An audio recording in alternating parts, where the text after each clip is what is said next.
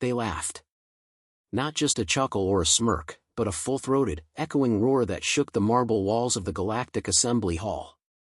Delegates of the Deathworld Alliance, hulking brutes from planets where acid rained and gravity crushed bones, threw back their heads in disbelief. Earth, the blue cradle of mammals and mistaken kindness, had just submitted its candidacy for Deathworld classification. On the outer edge of the chamber, Alara Voss sat with her boots up on the railing, watching the chaos with half-lidded eyes and a stick of gum clicking in her mouth. The moment the vote results appeared, Earth's application, denied, 97% rejection, she didn't flinch. The galaxy didn't know Earth. Not really. They'd seen cities and culture, not scars and survival. Commander Voss, the Earth delegate, whispered beside her. Don't engage. It's not worth it. She stood anyway. With a casual stride, Alara made her way down to the center platform. The assembly grew quiet, surprised she dared speak after such mockery. I get it, she said, folding her arms. To you, we look like tourists in a war museum. You see us dancing, trading, flying. You think we're safe. Krell Tvir, hulking in black armor from Derek Prime, rose slowly. His eyes were slitted like a predator's. You are soft skins. You live in temperate zones. Your wars last months. Our storms erase continents. Alara smiled coldly. Funny. Ours build them. There was silence, heavy and uncomfortable. I invite your delegation, she continued, voice unwavering, to Earth. No cities. No orbital tours. You walk it. No helmets. No shields. You survive like we do. 1 week. If even half of you come back standing, you can keep laughing. The assembly buzzed. Whispers turned into conversations. Krell's jaw clenched. You want a Deathworld assessment, he sneered, we'll give you one. But when we return, dragging your bones from your pretty forests, don't cry about the verdict. The transport vessel shuddered as it entered Earth's lower atmosphere. Krell stood at the viewport, arms crossed. Your planet smells wet. It's raining, Alara said from behind him. Again. Supercell over the southern arc. You'll get used to it. Or you won't. The rest of the delegation, 6 representatives from allied Deathworlds, tightened their gear. They wore impact suits rated for meteor storms, braced for every known alien toxin. But they weren't prepared for what waited below. The lander burst through clouds and revealed the zone, an abandoned seismic rupture field near old Antarctica, now a hotbed of magnetic instability and weather mutations.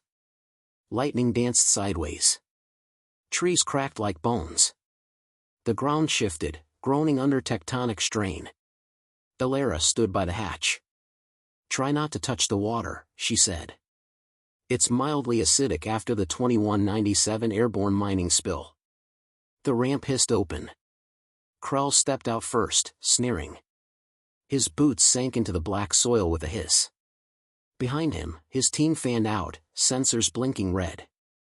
Their systems flagged abnormal temperature fluctuations, oxygen instability, and unpredictable radiation spikes. A bolt of lightning cracked above. One of the delegates screamed as the charge overloaded their visor. He dropped, convulsing.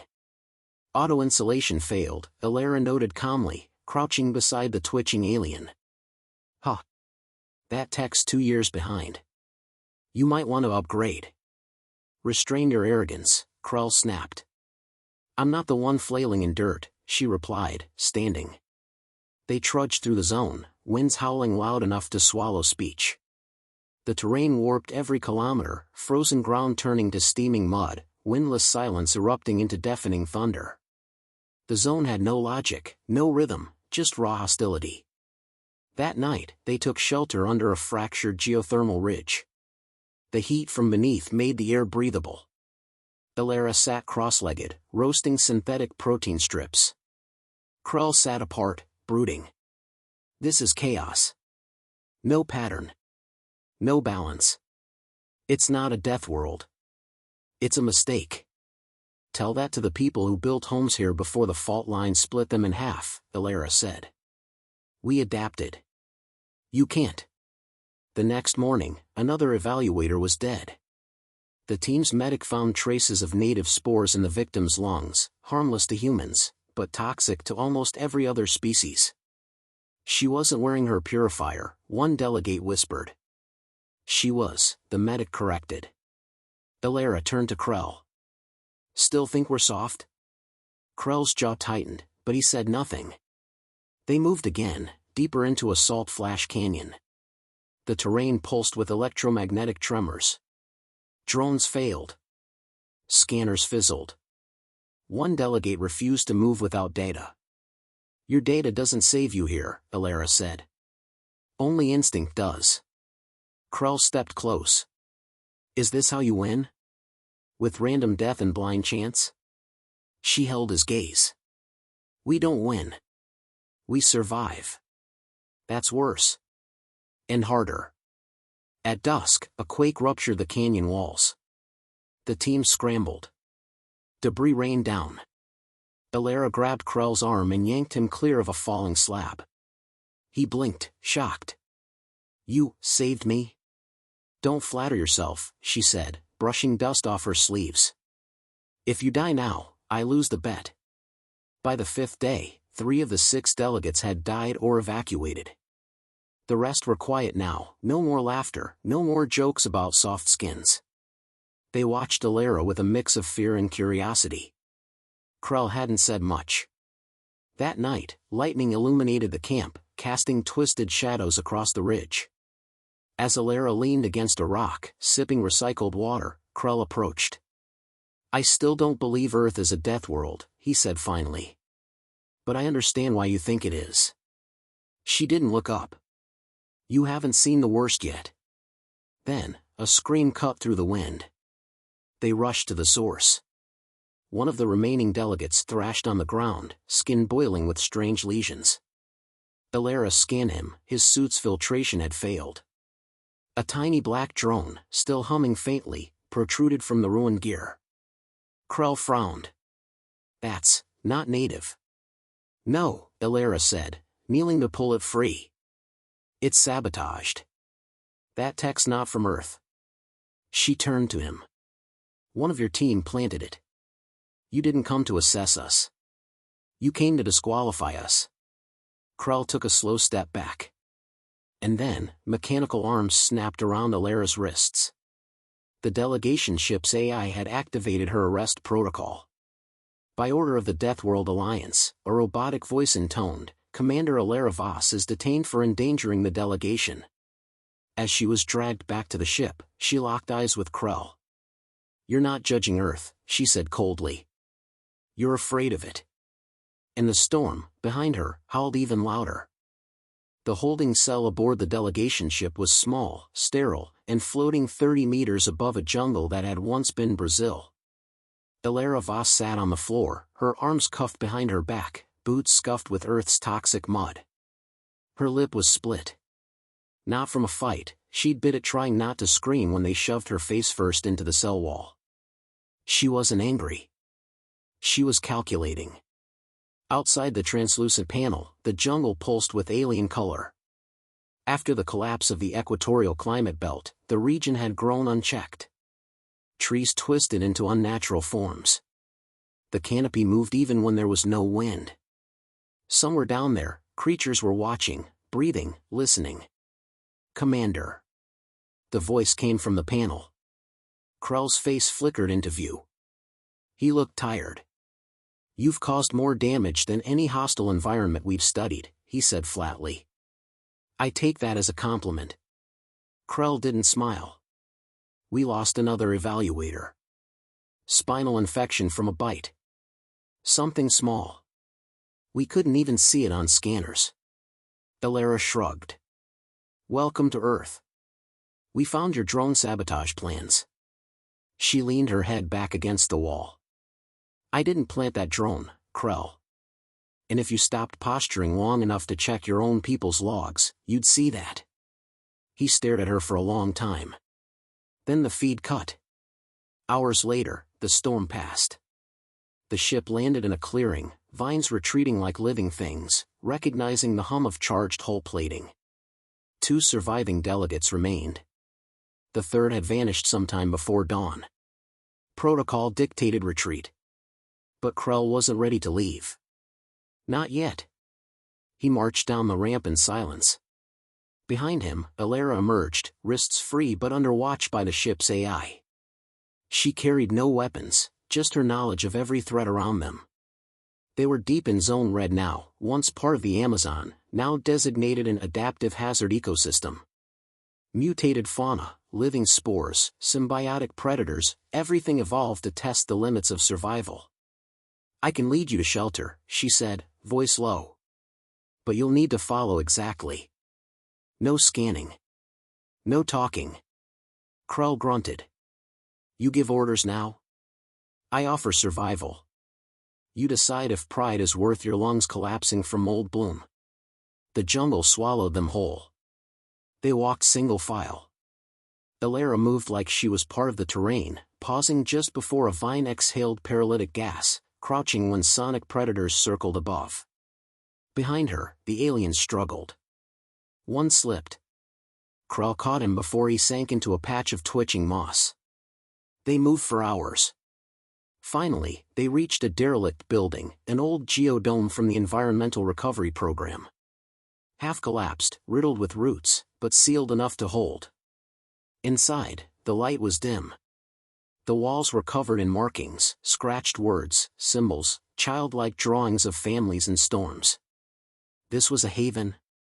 Krell asked, running a hand over the wall. "No," Alara replied. "This was a home."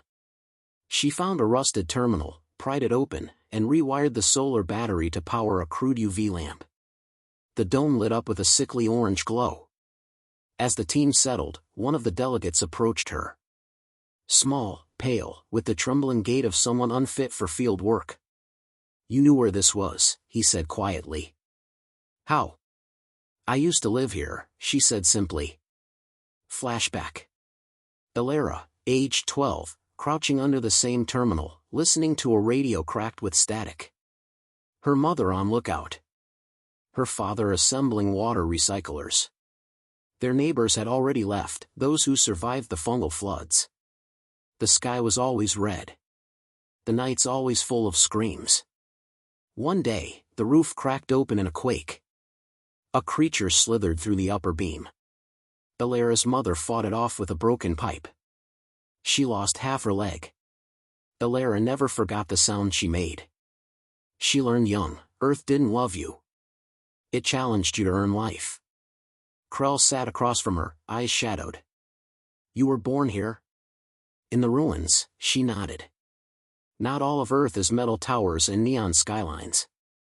The core of humanity lives in places like this, forgotten, unrecorded, resilient." He rubbed his jaw. "Your council sent us to cities. They never showed us this.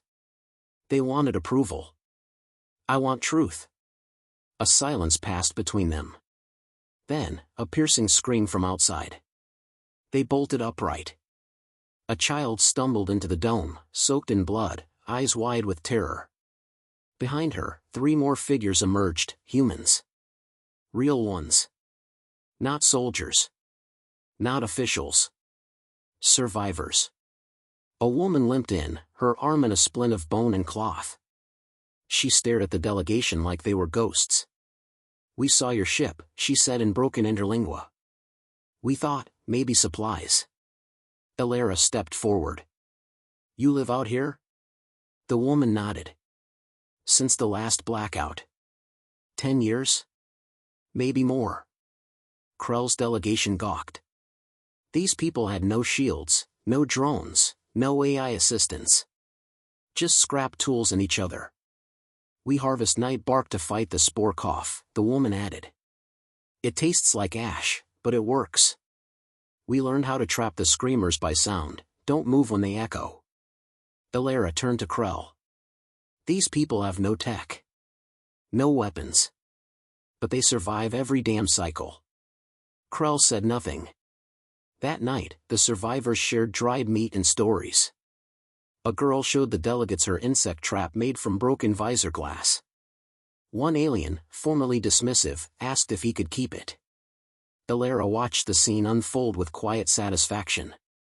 This, she thought, was Earth's secret. Not its monsters. Not its storms.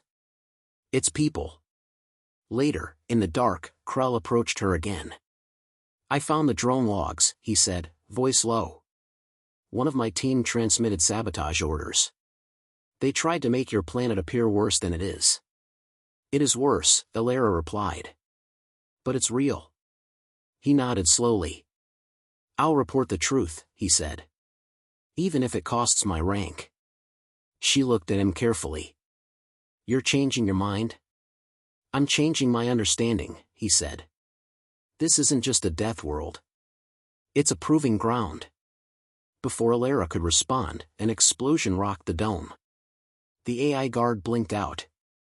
Sabotage again. The last drone wasn't done. The dome was on fire. Not in the traditional sense, no orange flames, no smoke. The explosion had ruptured the power cell beneath the floor, releasing thermal plasma that ate through steel silently. The air shimmered. Heat warped the walls. Elara didn't think. She grabbed the child nearest her, shoved the other humans toward the back panel. "Out the south hatch," she shouted. "Go!" Krell was already moving, dragging one of his unconscious delegates across the floor. The other alien was dead, his suit had melted into his skin within seconds of impact. No cry, just instant ruin. Elara smashed the rusted hatch open with a boot, revealing the overgrown back passage. Jungle vines twisted like veins along the exit route, but they'd hold. "Move," she barked. They sprinted into the trees as the dome behind them collapsed inward, vanishing in a glow that hummed like a dying sun. 2 hours later, they regrouped at the edge of a ridgeline overlooking a Blackwater River. Everyone was breathing hard, blistered, bleeding. No one spoke. Krell knelt beside the body of his dead companion, eyes low. "I checked the logs," he said finally. "He wasn't supposed to trigger it yet. It was panic. He thought you were converting me." Elara crouched beside him. "You were already changing." He couldn't handle it. Krell turned his head. He feared irrelevance. That everything we believed about power was wrong. Elara looked out at the jungle, endless and pulsing. It was wrong. They built shelter from scraps, melted plating, tree bark, thermal blankets from ruined kits. The humans from the dome helped without complaint, hands moving with practiced grace. That night, under a makeshift canopy, one of the alien delegates sat beside a human child, letting her braid his crest. No translator needed. Just survival, shared and silent. Krell approached Elara again. "I have to report this," he said. "All of it. The sabotage. The survival. The people." Elara tilted her head. "They'll call it biased. They can call it anything they like," he said. "I'll stand by it." She stared at him. "Why now?" Krell hesitated. "Because I thought strength was something born in fire and acid. On my world, everything kills you by morning if you hesitate. But here, your strength doesn't just resist death. It coexists with it." She didn't respond right away. Finally, she said, "Earth doesn't fight the universe. We endure it. And that makes us worse than dangerous. It makes us permanent." The transmission came at dawn. The Deathworld Alliance's command ship had arrived in orbit. They were early. Someone had triggered the emergency recall. Krell tapped his comm, relayed his status, and requested a private uplink. Elara waited nearby, arms crossed. The conversation was short and heated. From what she could hear, Krell was being ordered to abort the evaluation. Protocol breach. Team casualties. Unauthorized exposure. Then, return for debriefing. Earth will be stricken from the registry. Krell's voice, low but sharp, "No. We finish." The line went dead. He turned to her. "They're afraid. of what it means if Earth qualifies. Later that day, they reached the crash trail of the first escape pod, one of the evaluators who had fled after day 2. They found the pod crushed, its hull covered in claw marks that weren't human or animal. Something ancient. Something that never left the old growth. But what mattered wasn't the predator, it was the trail nearby. Human footprints. More survivors. In a marker drawn in the mud, we found shelter. North Ridge. 3 kilometers. Alara traced the symbol with her fingers. It was a community glyph used before the collapse. They're still out there, she said. Living. Adapting. Krell stared at it. We were warned Earth had anomalies. That your evolution was unstable. But it's not. It's versatile. She looked at him. Are you ready to tell them that? He didn't answer. He started walking. 3 hours later, a rescue craft touched down near their location. The remaining evaluators, Krell, Alara, and the human survivors stepped aboard.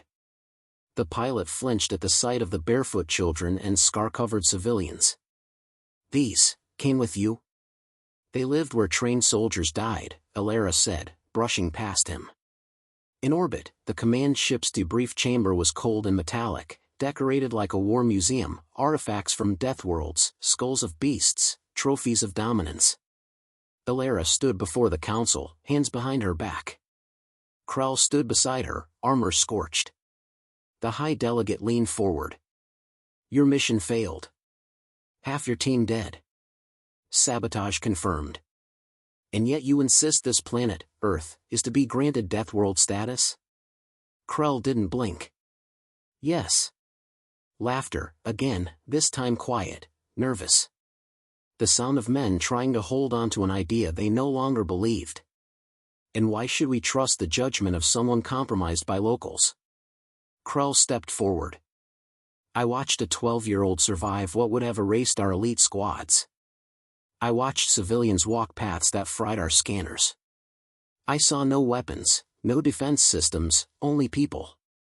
They outlasted our tech, our training, our understanding. They didn't fight nature. They outlived it. He turned to Alara. I tried to prove her wrong. But Earth proved me wrong. The chamber went silent. That night, on the shuttle preparing to return her home, Alara stared out at the stars. Krell stood by the open ramp. They voted, he said. You were right. She raised an eyebrow. Unanimous, he said. Earth is officially a Category 5 Deathworld. The highest rating. Alara chuckled. They'll regret that. I don't think so, Krell said. They'll respect it. Fear it, maybe. But never mock it again. As the engines rumbled beneath them, Krell added one last thing. What do you call that trait? He asked. That refusal to die quietly? Alara turned to him, smiling. Being human. 3 weeks after Earth was granted Deathworld status, the galaxy changed. The announcement echoed through every council channel, military database, and explorer's log. Earth, Deathworld classification, Category 5. The file came with footage, a silent jungle swallowing armored soldiers, survivors guiding alien delegates barefoot through corrosive swamps, and a girl, human, crafting a snare trap from wire and bone. The Alliance stopped laughing. But politics doesn't bend easily. Recognition didn't bring acceptance. It brought attention. And attention, on Earth, was never a gift. Alara Voss stepped off the delegation cruiser into a waiting press storm. They'd landed at Cape Volkov, a military-grade spaceport on the northern edge of New Scandinavia. Media drones hovered like insects. Her coat flared in the wind. The sky was gray, cold, disinterested. Someone from the Global Diplomatic Corps tried to hand her a prepared statement. She didn't take it. We're not proud of the title, she said into the nearest microphone. But we're not ashamed of surviving. A dozen officials flinched. She walked past them. Inside the debriefing chamber, the tone changed. Cold faces. Crossed arms. No applause. These weren't citizens, they were power brokers. Men and women who'd spent decades softening Earth's image to fit into the Galactic Council's expectations. Now, it was shattered. Do you have any idea what this means? One delegate snapped. You just confirmed everything they feared. That we're too unstable to be trusted. Illyra leaned forward. No. What I confirmed is that Earth is honest. We didn't hide the scars. And they respected that. They'll isolate us. They already did, she said. Now, at least, they respect the boundary. Krell arrived 2 days later. He came in civilian dress. No armor. No escort. Just a satchel and a datapad containing every word of his report. The media swarmed. Half the Alliance accused him of being compromised. The other half wanted to silence him. But he didn't flinch. He found Illyra in the Underground Resistance Museum, quiet, dark, lined with relics from Earth's worst centuries. Why here? He asked. She stared at a rusted door with scratch marks down the middle. This was a bunker during the water riots. They tried to break in. My aunt was inside. Did she survive? She was 13. She killed 2 grown men with a wrench. Stayed silent for 6 days. Wasn't found until the emergency drones came back online. Krell looked at the door. Your people are different. No, she said. We just stopped waiting to be rescued. 3 more delegations arrived on Earth the following week. One was scientific. Curious. Genuine. They asked questions. Took samples. Watched the weather turn inside out and wrote everything down. The second group came armed. They circled Earth from orbit, scanning city grids and wilderness sectors alike. Illyra called it what it was, intimidation. The third didn't send ships. They sent threats. Encrypted, indirect, but unmistakable. Withdraw the classification. Or face reassessment. Enforce. Krell read the message twice. Then forwarded it straight to the Council archive. This is what fear looks like, he told Illyra. Not strength. We've seen worse, she replied. From each other. That night, an orbital facility over Southeast Asia went dark. Not from attack, at least not at first. It was power loss. System failure. Then came screams. Transmissions ended mid-sentence. The feed, when recovered, showed something climbing the hull. A shadow. Too large. Too fast. Everyone assumed it was native. But it wasn't. Earth's status had opened a door. One that let the monsters look back. And something walked through. Illyra stood in the command center watching the wreckage report scroll across the screen. 172 lives gone.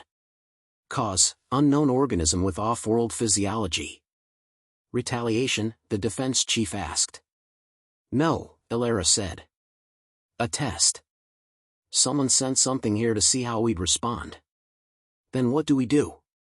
She looked up. We teach them. The next day, a transmission was sent from Earth. No threats. No bravado. Just an invitation. Come and see what we survived. Come unarmed. Come unafraid. Or don't come at all. And surprisingly, someone came. Not military. Not government. A group of young xenoanthropologists from Kepri's moon. They landed in what used to be the old Nevada dead zone. Illyra met them with local guides. No soldiers. No weapons. Just facts and flesh. They stayed a month. They left changed. Krell began receiving messages. Quiet. Curious. Commanders who once mocked Earth now asked about jungle spores, heat wave survival methods, water recycling from acid lakes. They didn't call it respect. But it was. Weeks passed. Earth didn't fight anyone. Didn't rise in rebellion or demand a seat at the top. It kept moving. Farming where machines failed. Healing with plants no lab could replicate. Fighting off storms without satellite support. No show of power. Just proof of it. In the Galactic Assembly, new dialogue opened. Other young planets, previously dismissed as too unstable, began referencing Earth's report. If they survived this long without aid, why not us? Krell watched the shifts. He didn't speak often. But when he did, they listened. Months later, Ilera stood alone at the edge of a crater where a city once stood. It had been abandoned since the heat collapse, just concrete bones and melted glass. Children played nearby. Not carefully. Not cautiously. Just alive. Krell joined her. They're adapting, he said. They always do. They think you're dangerous. She looked at him. We are. He nodded. But not to them. Final transmission. Galactic Archive entry. Species, human. Planet, Earth. Classification, Deathworld, Category 5. Evaluation outcome. Capable of long-term survival under collapse conditions, hostile ecosystems, and internal instability. Traits observed, resilience. Resourcefulness. Ruthlessness when required. Final note, Earth is not dangerous because of its terrain. It is dangerous because its people do not give up. Ever.